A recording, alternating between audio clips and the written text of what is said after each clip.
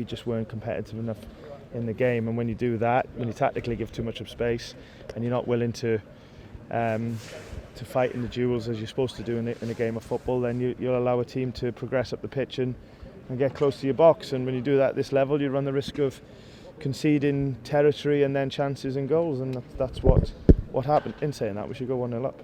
We've had the complete chance of the game up until then, and at this level I think you have to score, and we haven't, and then that's cost us what I just said about how we were in the first half, and also then not managing going 1-0 or conceding a goal well enough by conceding again in quick succession. So highly frustrating.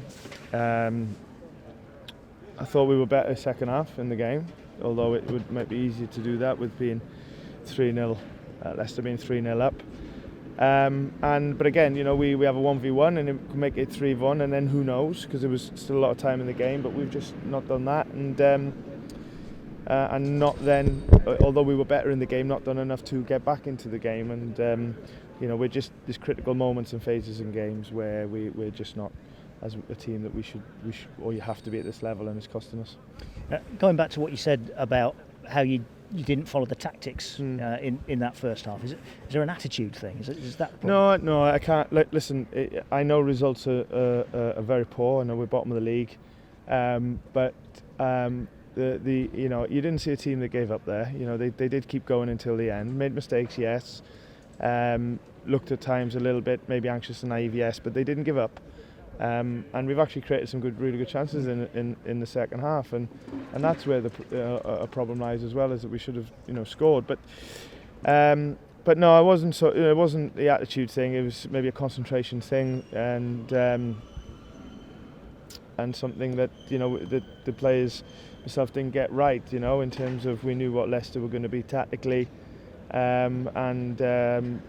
did a lot of work on it, sort of with and without the ball, and we just didn't deliver it on the night. Because obviously you changed your formation tonight to what you'd hoped to kind of nullify them and find their weaknesses.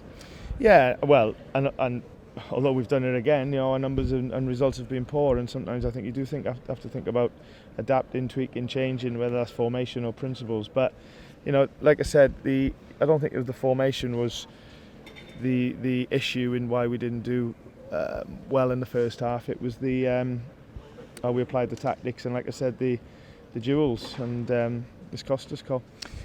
We spoke about it after the game against Fulham. How worrying is it that the same sort of thing has happened? You touched on it earlier about conceding one, and then that becomes 2 and 3 quickly. And how do you stop that? Yeah, that second goal is really frustrating, because it's something we've addressed.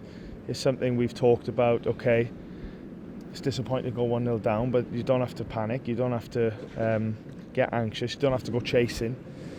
And if you look at where the second goal has come from, it's a duel up round their box that we've lost half-heartedly, and then they've obviously got Barnes in a 1v1, and he's dangerous in them situations. So and players at this level can make the most of them situations, which he's done. So that, if I'm being honest, that second goal is a tough one to see.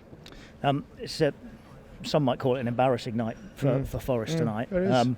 Those fans in the second half were magnificent. No, they are, honestly, and that's the painful bit about it all, is that they never gave up on the team, and I'm so grateful to that, and to the ones that were here tonight, and it means a lot. And like I said, my personal feelings at the moment is just that this football club that I care a lot for has just lost another match, and because of how they are. So yeah, the supporters are excellent.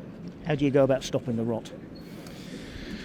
Well, I think that, I've just said to the players in there that this is a really difficult challenge. With the group being as fresh as it is, and trying to become a team and finding a way in the toughest league in the world. So it's first and foremost, it's about being as together as we can be, trying to build relationships on the pitch, trying to build relationships off the pitch, getting to know each other, and you do learn more about each other in difficult moments. There's no doubt about that, and us including players and staff.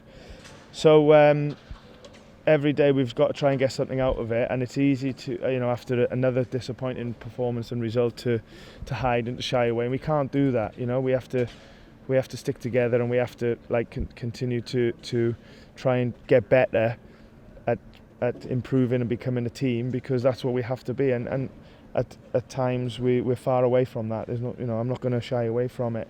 And when we are far away from it, we're getting punished in games like we have done in the last few. So, but for me, the more difficult it gets, because it is difficult, the more harder it gets, the harder I'm going to work, and the more I'm going to care, and actually the more I'm going to believe in myself, because that's what I think real leadership's about, and that's what getting out of difficult situations is standing up and going for it. And I'm going to do my best to demand the same from the players as well.